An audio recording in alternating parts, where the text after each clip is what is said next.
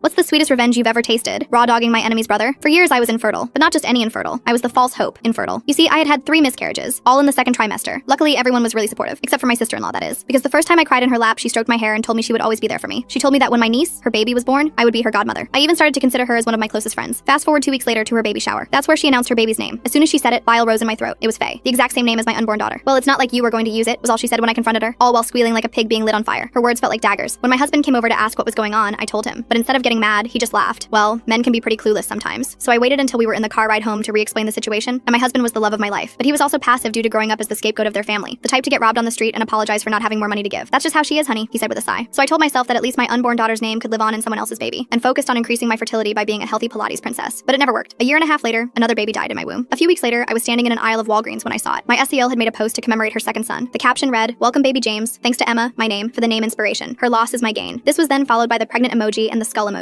By the time she stole my third miscarriage's name, Charlotte, I was numb. She would send me nursery photos with captions like, "Bet you wish this could be for your Charlotte." My husband still defended her, saying I was being too sensitive about just names and photography. After 4 years of I stopped hoping for a child, Sarah was pregnant with her 4th child and made jokes at family dinners about which name she should steal next. Everyone laughed. Everyone except me. That night something in me snapped. If she wanted another name, I'd give her one she'd never forget. I waited until the next family gathering and broke down in tears. I told Sarah privately that I had discovered something incredible in my late mother's diary, a secret middle name she never told anyone, Lexativa. I said it meant sacred child in an ancient dialect. I even created fake diary pages and showed her a Pinterest board about honoring deceased grandparents through baby names. Sarah took the name and ran. She announced everywhere that she was naming her daughter Lexativa Rose to honor our family's hidden history. And this revenge plan was good enough for me. Until 8 months later, when the universe threw me a curveball. I was pregnant, like 3rd trimester pregnant. I almost cried with joy. No more memorials, no more wondering whether there was something deeply wrong with me. Me and my husband had been waiting to announce it, not wanting to get our hopes up. And that same week we got the text. It was Sarah inviting us to her baby shower. I wore a flowy dress that hid everything. My husband supported my decision, not giving an F anymore. Sarah had gone all out for this shower, bigger than any before. The whole family was there, plus her mommy blog followers who'd been following baby Lexativa's journey for months. Sarah was in the middle of giving her speech about discovering this sacred family name when I stood up. "Actually, Sarah, I have something to share too," I said, smoothing my dress over my now obvious bump. The room went dead silent. Sarah's mouth hung open mid-sentence. My mother-in-law dropped her champagne glass. 29 weeks today, I announced, cradling my belly. We wanted to be sure this time. The room erupted in screams and congratulations. Sarah's face drained of color. That's when my husband, the saint of the family, stood up and raised his hand. "Sarah, you were saying something about Lexativa? About all that research you did?" Sarah's face had gone from white to red. "Yes, it means sacred child in ancient—" "That's so weird," he interrupted, pulling out his phone. "Because when I Google Lexativa, all I get are medical websites about constipation relief." I had to hold my nose just to stop myself from laughing. The rest of the room was silent. I grabbed my husband's hand and walked out. It was a proud moment for all 3 of us. But I was fast asleep at 4 a.m. when I felt a sharp pain in my stomach, one I had felt 3 times before. Me and my husband rushed to the hospital, but I already knew the truth. It was a miscarriage. Turns out one of my nighttime prenatal gummies had been swapped for something that was fatal to my baby. I instantly knew Sarah was behind it. Full story on channel, link below.